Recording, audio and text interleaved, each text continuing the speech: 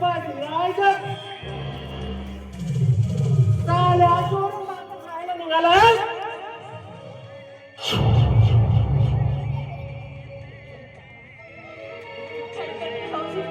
खूप भूक लागली होती. आम्ही तुमच्या समोर पदार्थासाठी भीक मागते हो. पण याच्या तोंडाचा घासीस सोडून का भाऊ तुम्ही?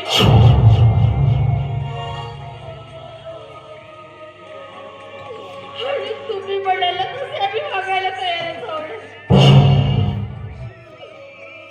पण अशी आमची अवस्था करू नका हवी. हे रडगाड माझ्या समोर आलीस नको. एक वेळ होती तरी तुमच्या सामने मी हे रडगाड मारलं होतं. तुमच्या सामने मला हे भीक मागायला लागली होती. पण या पांगळ्याच्या अंगात देवा पाणी बनायला होता. यानं मला जनावरांसारखा हकलून द्यायला होता ना.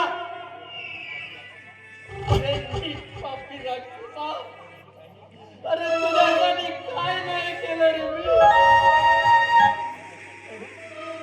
तुमच्या वैयक्तिक खर्चासाठी अरे वेळोवेळी पैसे देत गेलो.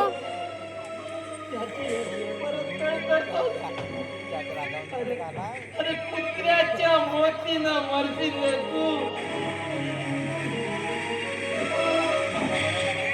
हे पांडे मला बरं सांगतोस. थांब तुला दाखवतो का.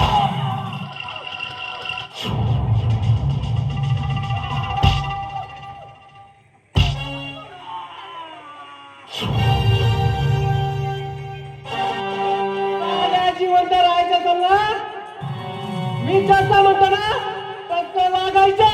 समजलं.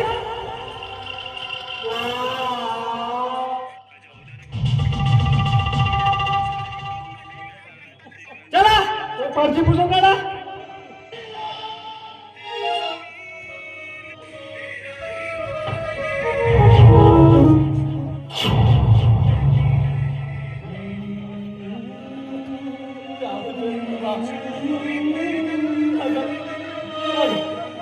खरी अपराधी आपणच आहोत. अगं स्वतःच्या हे काय चाललंय.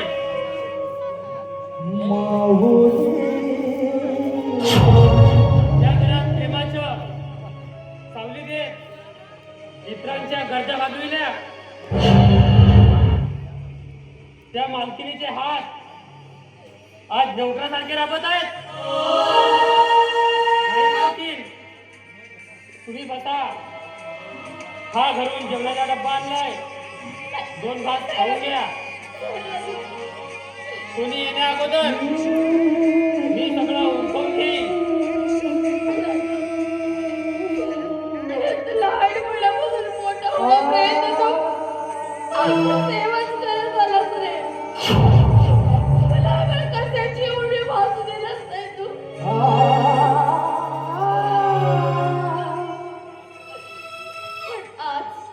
आज जर परिस्थिती वेगळी आहे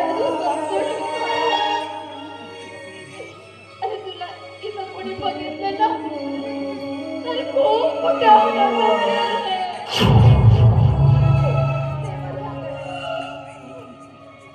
बाईसाहेब माझी काळजी करू नका.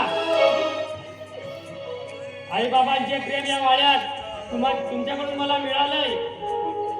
तुमचं मीठ खाल्लंय मी आणि स्वतःच्या डोळ्यांनी मालकिनीचे हात नाही पाहू शकत.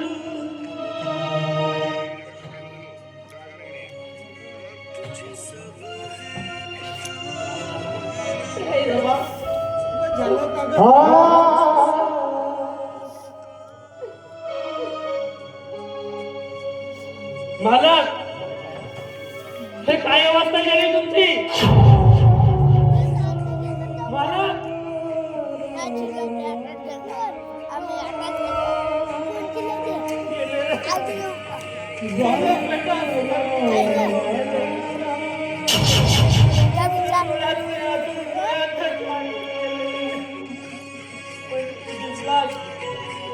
मालक माझ्या याची आठवण आली